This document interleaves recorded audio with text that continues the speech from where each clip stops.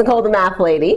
Today we're looking at some geometric solids. Ooh, sounds intense. But really what we're going to be talking about are three-dimensional objects. Up until now we've been talking about mostly two-dimensional objects, right? Triangles, squares, rectangles, parallelograms. But now we're going to add a third dimension. Take a look at the board to see what I mean. So this is my first one I wanted to show you here. We call this a sphere. And you know of a sphere, right? It's a three-dimensional circle. You know a sphere is a basketball. Any round ball is a sphere, okay? What about this one? We call that a cylinder. A cylinder. A cylinder has two circles on the top and bottom, and really what's wrapped around it is a rectangle, is how it's joined. The last one, we have a circle on the bottom, and really it's a triangle that's wrapped around that circle. We call that a cone.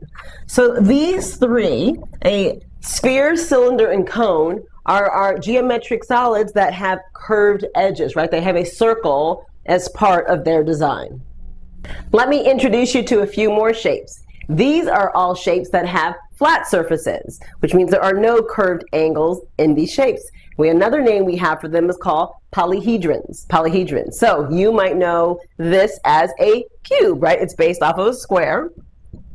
Our next one is based off of a rectangle, so we call it a rectangular prism.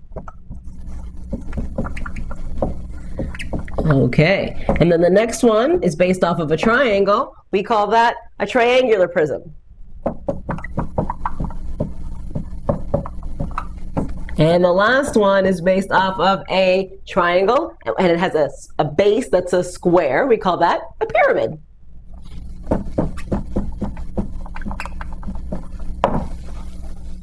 There's a few things to note about polyhedrons. There's three terms that we need to learn. The first one is the face. So the face is actually the flat surface, right? We call that the face. That is really the base for that geometric solid. So the face of a cube is this square here, rectangular prism. It have a face here and a rectangle here. So any of the long sides, the planes, is what we call a face. We also have another term called the vertex. And the vertex is any point on our rectangular prism. We call that the vertex. The third thing is called the edge. The edge are any of the lines that make up our geometric solid. So we have an edge, a face, and a vertex. Let's see if we can figure out how many edges, faces, and vertices, there we go, our geometric solids have. Let's start with the cube. So let's start with face. How many faces does a cube have? Well, we know it's got 1, 2, there's one on the back there, so there's 4 all the way around, but then there's 2 more on the top and bottom. So for face, this one has 6. And what about the rectangular prism?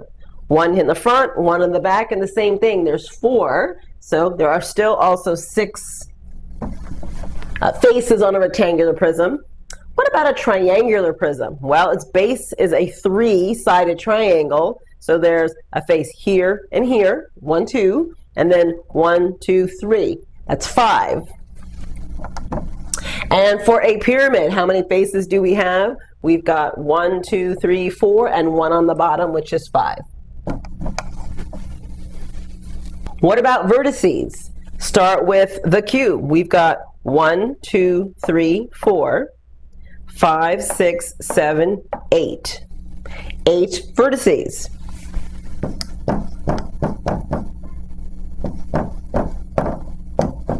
And rectangular prism, you can see it's going to be the same. 1, 2, 3, 4, 5, 6, 7, 8.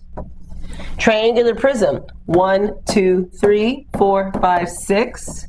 And a pyramid, we've got 1, 2, 3, 4, and 1 up on top. Okay, what about the edges? So edges of a cube, 1, 2, 3, 4, 5, 6, 7, 8. And then we've got 9, 10, 11, 12. 12 for our cube. And you probably have realized there's a certain pattern going on here. We're going to have 12 as well for our rectangular prism. The only difference between the cube and the rectangular prism is that the sides of our cube are equal. So if we squished in our rectangular prism, so this side wasn't a rectangle, it was a square, it would be a cube. So we're going to have 12 edges. Triangular prism, here we go. 1, 2, 3, 4, 5, 6, 7, 8, and 1 up on top is 9. And what about our pyramid? 1, 2, 3, 4 is back there, and then 5, 6, 7, 8. Woo! Okay, hope we got them all. Last term I want to introduce you to is one you've heard already, but it's a prism, and I want to explain what that means. If I were to take a knife and I was to be able to cut right through my rectangular prism, when I cut that, I would still have a square on the front side of where I cut. So meaning the shape is constant throughout. So if I cut my cube, boom, that would also have the same shape. Same thing with my triangular prism. Now what about my pyramid? If I cut my pyramid off this way and then cut it 2 inches lower, they would not be the same, would not be constant throughout. So these are prisms and our pyramid is not. The last concept I want to introduce you to is just what's called surface area. Well, you've learned area. Remember when we had just a two-dimensional square, the area was the space filled in the plane of the square. And you might remember that the area, the formula was a side times side or a length times width, which was always the same, right? So if we have a 3 inches as our side, we know the area was going to be 3 times 3, and that would give us 9 inches squared for just our square. But now we have a cube. So we talk about surface area, we're talking about what is the area of all of the surfaces. Well, essentially we're talking about all of the faces. And do you remember how many faces did we have to our cube? Well, we had 1 on the front, 1 on the back, and then 1 on each side, which adds up to a total of 6 faces. So to find the surface area, we are going to multiply 6, which is our number of faces, times the area of 1 square, which is 9 inches. 9 times 6 is 54 inches, and it's still going to be squared as our label. Okay, that's it. I've shown you a whole bunch of stuff. Definitely do the practice problems. We're going to put it all together to have you synthesize all of this information. Okay, that's it for me today. It's Nicole the Math Lady. Hope you're having a great day. Bye-bye.